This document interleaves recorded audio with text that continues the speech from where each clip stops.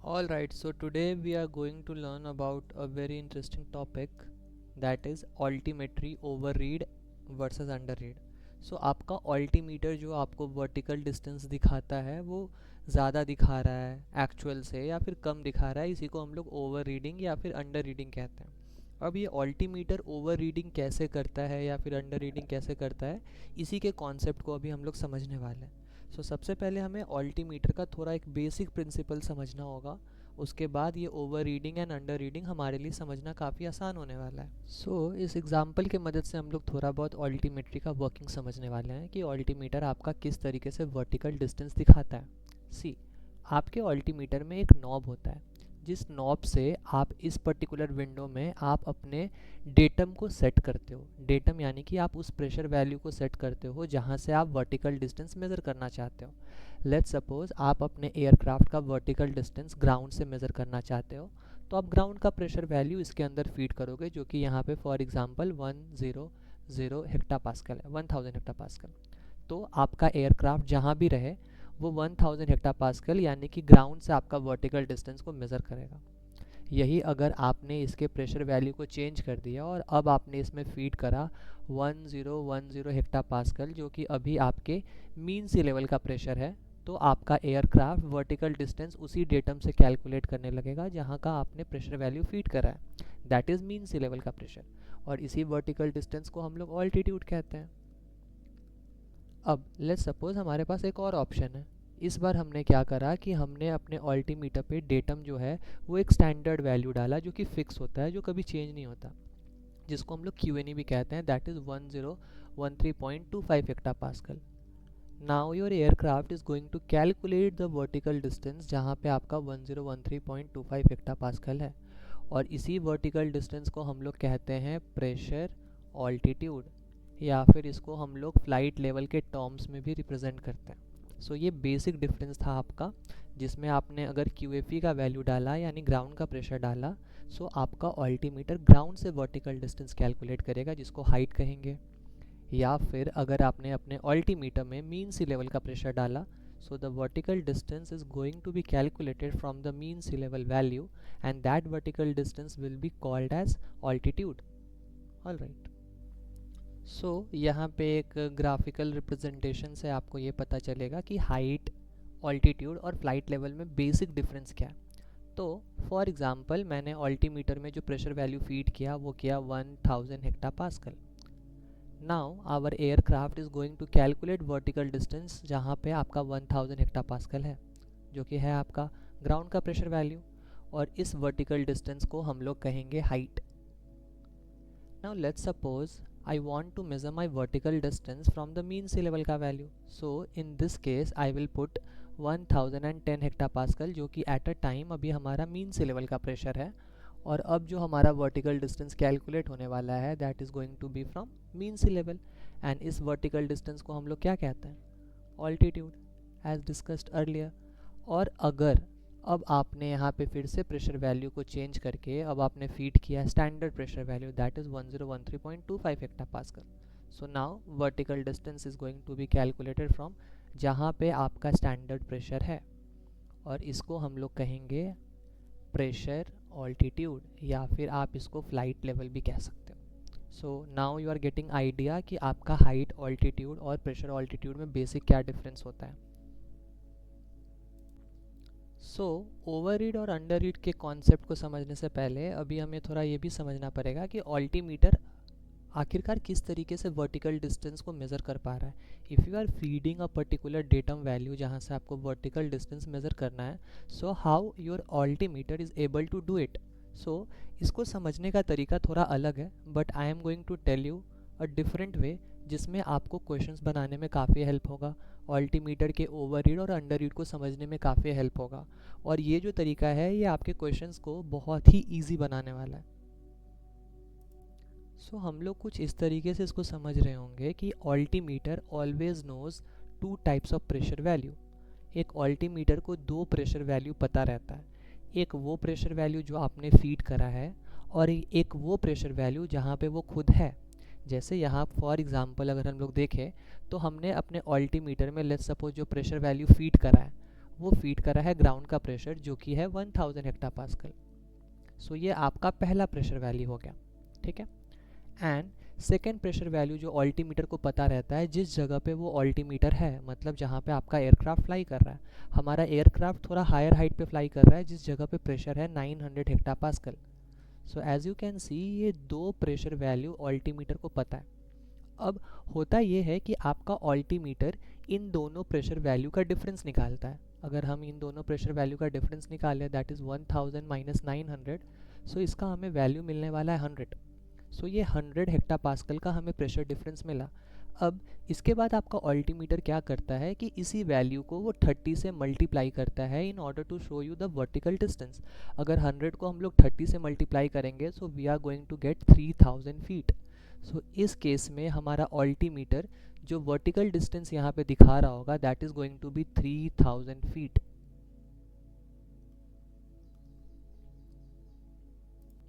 So this was a basic rough idea जिसमें आपको ये पता चला कि अगर आपने ग्राउंड का प्रेशर ऑल्टीमीटर में फीड करा है और एयरक्राफ्ट एक सर्टेन हाइट पे फ्लाइंग कर रहा है तो उस केस में आपका ग्राउंड से जो वर्टिकल डिस्टेंस मेज़र होके आया that was 3000 feet and altimeter ने ये टेक्निक का इस्तेमाल करा। In reality the principle of working for altimeter is completely different. इसके अंदर आपका कैप्सूल्स एंड ऑल होता है जो कि कॉन्ट्रैक्ट एंड एक्सपैंड करता है, जो अभी हमारे लिए समझना इंपॉर्टेंट नहीं है। We are only focusing on कि आपका over read under read and how आपके क्वेश्चंस को सॉल्व करने में आपको हेल्प होगा। अगर आप ये प्रिंसिपल को अप्लाई करते हो क्वेश्चन को सॉल्व करने में तो आपका कोई भी क्वेश्चन, कोई भी न्यूमेरिकल्स कभी भी गलत होने वाला नहीं है। सो ये रफ आइडिया आप याद रखना जिसमें मैंने आपको ये बताया कि ऑल्टीमीटर को दो प्रेशर वैल्यू पता रहता है, एक जो कि आपने फीड करा है, दूसरा जिस जगह पे आपका एयरक्राफ्ट फ्लाई कर रहा है उस जगह की प्रेशर क्या है। इन दोनों प्रेशर वैल्यू का वो डिफरेंस निकालता है और उसको 30 से वो मल्टीप्लाई करता है in order to know the vertical distance of your aircraft. अब इसको हम लोग over reading and under reading के कॉन्सेप्ट में अभी अप्लाई करने वाले हैं और देखने वाले हैं कि ओवर रीड और अंडर रीड कैसे कर रहा है। साथ ही साथ हम लोग कुछ क्वेश्चंस को भी सॉल्व करके देखने वाले हैं और देखते हैं कि ये प्रिंसिपल हमारा काम आता है या नहीं आता है। So let's try to solve a numerical question first. इसको समझने के बाद हम लोग over reading and under reading का कॉन्सेप्ट समझने वाले हैं। सो अगर आप क्वेश्चन को प्लॉट कर पा रहे हो सही तरीके से, उसको पिक्चर के फॉर्म में रिप्रेजेंट कर पा रहे हो, तो सवाल ही नहीं है कि आपका क्वेश्चन सॉल्व करने में आपसे कोई गलती हो सकती है। जैसा कि we can see it is written over here कि एक एयरक्राफ्ट है that takes off from place A जिसका elevation is 90 feet. Alright, so एक प्लेस ए बनाते हैं, this one is your place A, और इस प्लेस ए का जो एलिवेशन है that is 90 feet. Elevation 90 feet कहने का मतलब ये होता है कि वो जगह मीन सी लेवल से आपका 90 फीट ऊपर है, समथिंग लाइक दिस। ये 90 फीट मैंने ऊपर बना लिया and this one was your place A. As we know कि आपका जो ग्राउंड का प्रेशर होता है उसको हम लोग QFE कहते हैं एंड जो मीन सी लेवल का प्रेशर होता है वो होता है QNH। ऑल्सो अगर आप 90 फीट अगर देख रहे हो तो 90 फीट कितने हेक्टा पास्कल को रिप्रेजेंट करता है, that is going to represent 3 hectopascal. Since we know कि 30 फीट जो है that is going to represent 1 hectopascal का pressure change, so 90 feet will come as 3 hectopascal का pressure change, ठीक है।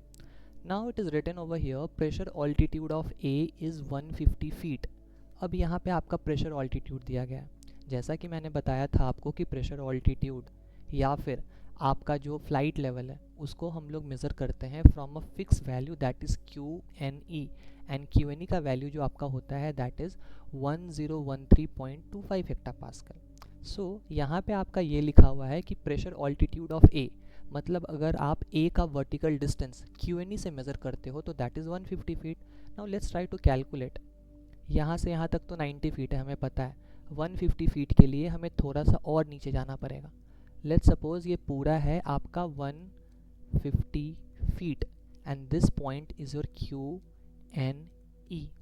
सो अगर हम लोग इस पिक्चर को देखें तो हमने प्लॉट कर रखा है अभी तक कि प्रेशर ऑल्टीट्यूड जो है ए का वो आया है 150 feet, which is very simple.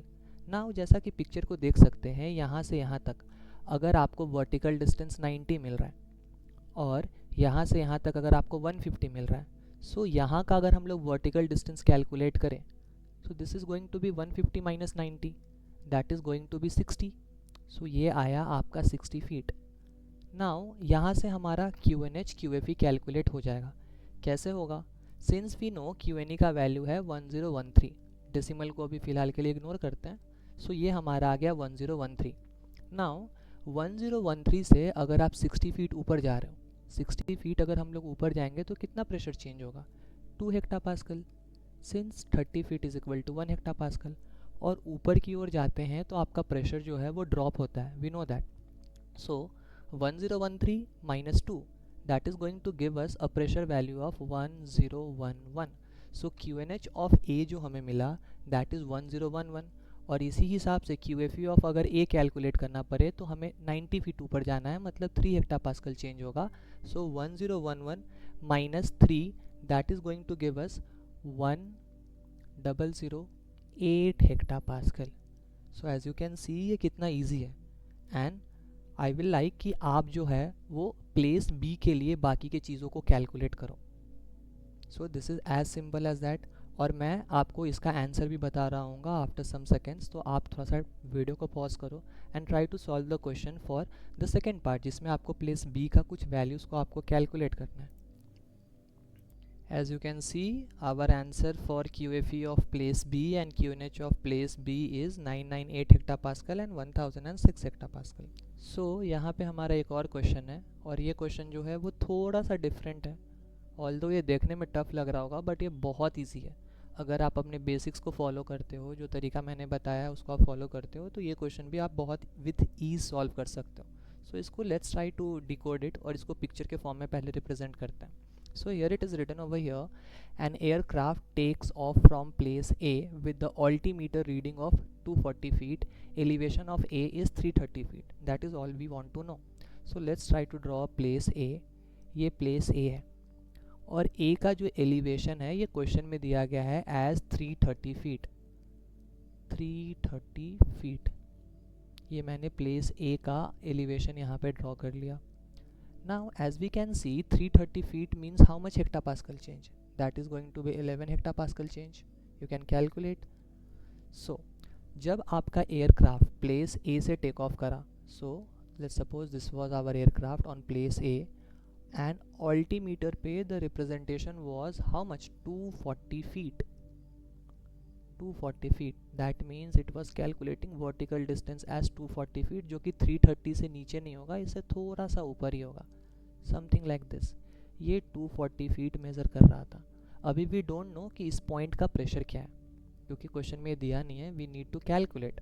Elevation of A हमें दिया गया है, QFE ऑफ ए भी हमें दिया हुआ है as 997 hectopascal, which is very good. इस पॉइंट का जो प्रेशर है वो है 997 hectopascal. Now with the help of this हम मीन सी लेवल का प्रेशर कैलकुलेट कर सकते हैं। हमें नीचे आना है, कितना नीचे आना है मीन सी लेवल में? 330 फीट। तो 330 फीट नीचे आएंगे, मतलब 11 हेक्टापास्कल का जो प्रेशर है वो चेंज होगा, और नीचे आते वक्त आपका प्रेशर इंक्रीज होता है।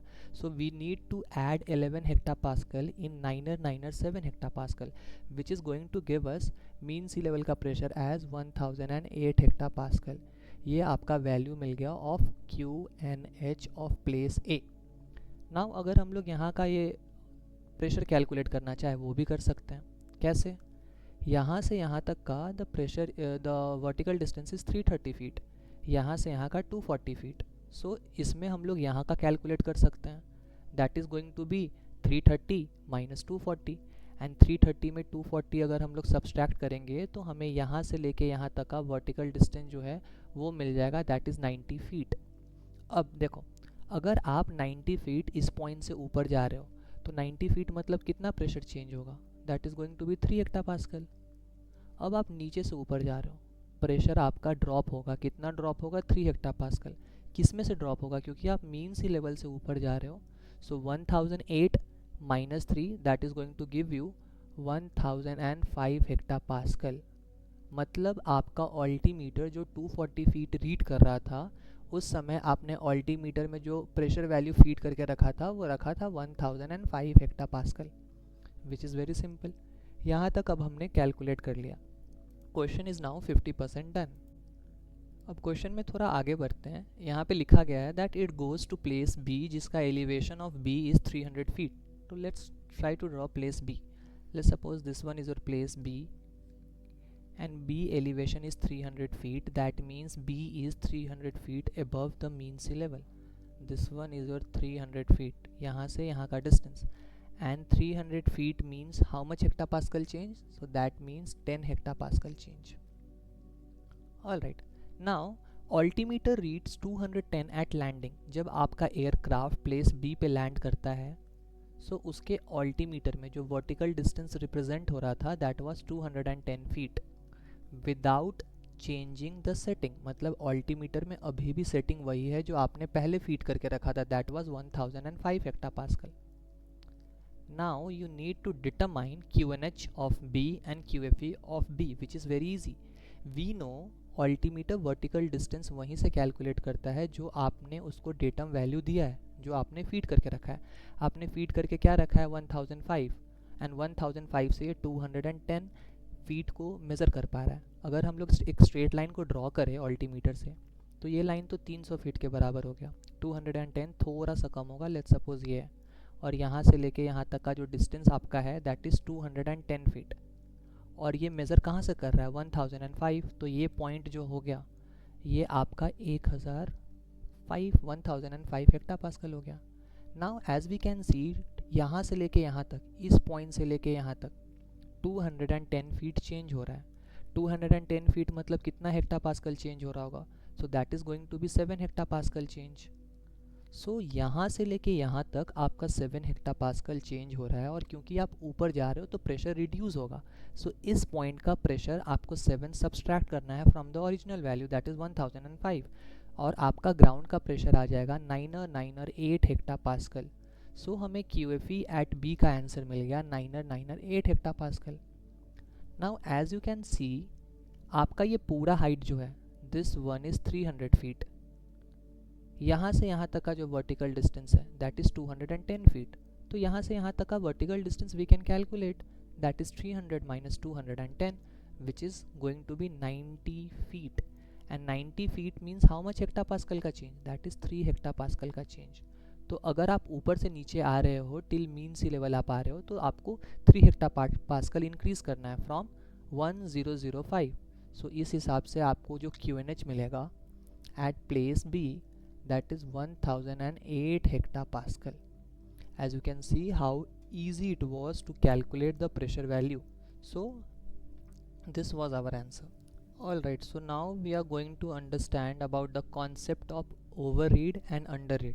Overread कहने का मतलब ये हुआ कि आपके इंस्ट्रूमेंट को जो वर्टिकल डिस्टेंस दिखाना चाहिए उससे वो ज़्यादा दिखा रहा है. मतलब जो उसका इंडिकेशन है that is more than the actual than the true value.